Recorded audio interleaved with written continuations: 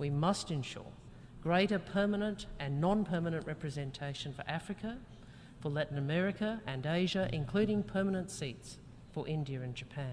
वैसा मैं देख रहा था कि ऑस्ट्रेलिया की जो फॉरेन मिनिस्टर है पेनी वांग, वो कह रही हैं इंडिया को परमानेंट मेंबर बनाया यूनाइटेड नेशन सिक्योरिटी कर दिया कि वो इंडिया के ऊपर निर्भर हो जाए। इंडो पैसिफिक में our crucial partner is India in Indo Pacific. America और फ्रांस कहते हैं आपको वीटो पावर्स को अपनी तरफ लेके आना है। फिर जितने भी दुनिया के इंपॉर्टेंट इंस्टीट्यूशंस हैं, ऐसे तो दुनिया में बहुत सारे इंस्टीट्यूशंस हैं, पर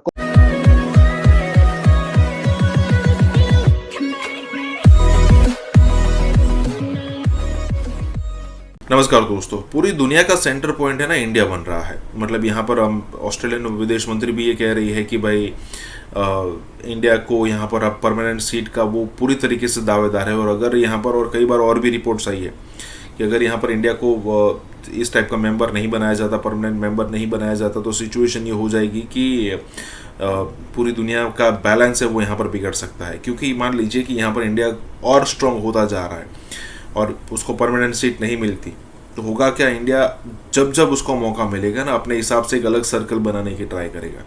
और फिर अगर एक कंट्री बहुत ज़्यादा स्ट्रांग हो जाएगा तो यूएन को मानने से भी मना कर सकता है कि भाई यहाँ पर जो मेरा स्थान होना चाहिए वो तो आप दे नहीं रहे।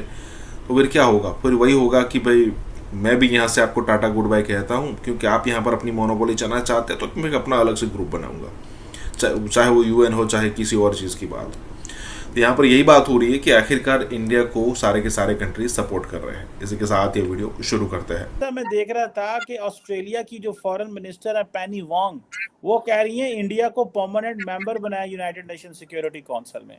ये वेस्टर्न वर्ल्ड की जो अंडरस्टैंडिंग है इंडिया की, वो किस तरफ जा रही है। पाकिस्तान को थोड़ी सी ऐसी उम्मीद नजर आई कि जी वो कनाडा, ये इंडिया के मामलात खराब हैं तो शायद हम ये कुछ कर सकते हैं। आपको क्या लगता है, ये जो चीज़ है, एक तरफ ऑस्ट्रेलिया कह रहा है कि उनको परमानेंट मेंबर बनाएं और हम 75 साल से वो एक ही बात कर रहे हैं, ज़्यादा अच्छा ये ना होता कि हम अपनी स्ट्रेंथ्स पे खेलते बजाय इसके, और अपनी स्ट्रेंथ्स में इकोनॉमी आ जाती है, पॉलिटिकल स्टेबिलिटी, बहुत कुछ और आ जाता है।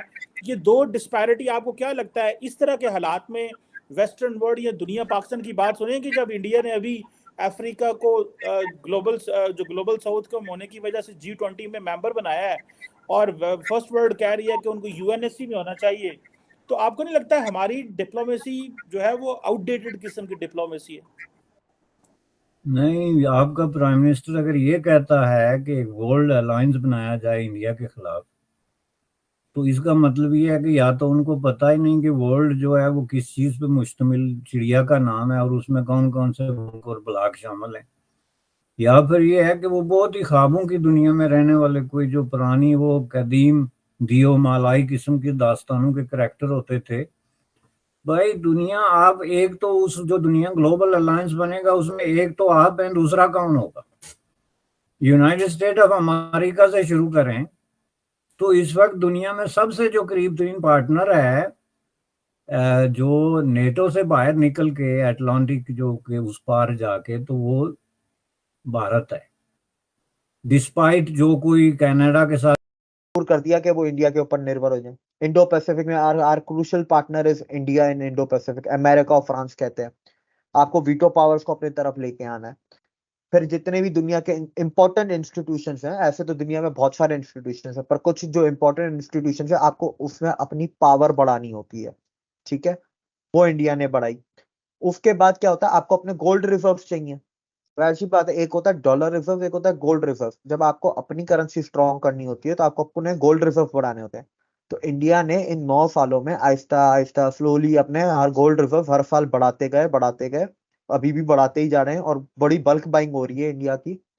इसके बाद आपको क्या चाहिए, जब ये सब हो गया, फिर आपको खाने का स्टॉक आपके पास 3-4 साल का होना चाहिए, आपके पास एम्यूनिशन का स्टॉक पूरा होना चाहिए, आपको अपने मुल्क के हर एक फ्रंटियर को इतना स्ट्रॉन्ग करना है कि कोई उसका मुकाबला ना कर सके।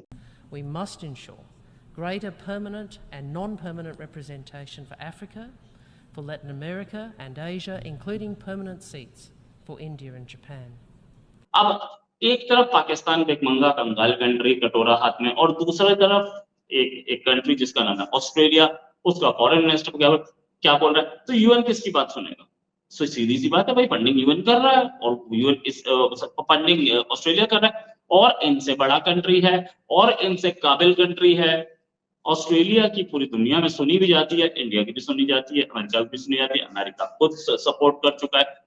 ले चुके चीन का इस वक्त मसला है कि इंडिया अब दुनिया की सबसे बड़ी आबादी भी उसके पास चली गई, अब साइंस और टेक्नोलॉजी का भी उधर रुख होता जा रहा है, अब इंटरनेशनल पार्टनरशिप में भी वो आगे आगे है। तो अब किसी न किसी तरीके से उसको एंगेज किया जाए और इससे बेहतर एंगेज करने का क्या तरीका है कि पाकिस्तान उसको आर्म रेस के चक्कर में लेके आ जाए और ये मुतालबे शुरू हो जाएं जी कि ये डेवलप कर रहा है, भारत जो है वो आर्म्स ले रहा है और ये सारी पता नहीं। वैसे रहा सवाल तुर्की का, आप कहते हैं मुमकिन है वो मैं आपका मुगालता क्लियर कर दूं।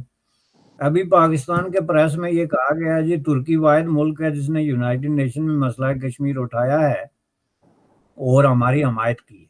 तुर्की का आप वो ड्राफ्ट पढ़ गए हैं जो उन्होंने वहां पे स्पीच की है, उसने कहा है कि तुर्की जम्मू कश्मीर के अंदर पायदार और परमानेंट अमन की हमायत करता है। उन्होंने ये नहीं कहा कि मसला कश्मीर हल करने का मुतालबा करता है, ना ये कहा कि वो कोई ये कहता है कि इस पे कोई बात होनी चाहिए, बल्कि वहां पे परमानेंट अमन की बात करता है जो बुनियादी तौर पे भारत का मुतालबा है। भारत यही बात तो करता है ना कि जो है सो है, बस यहाँ पे अमन होना चाहिए ना।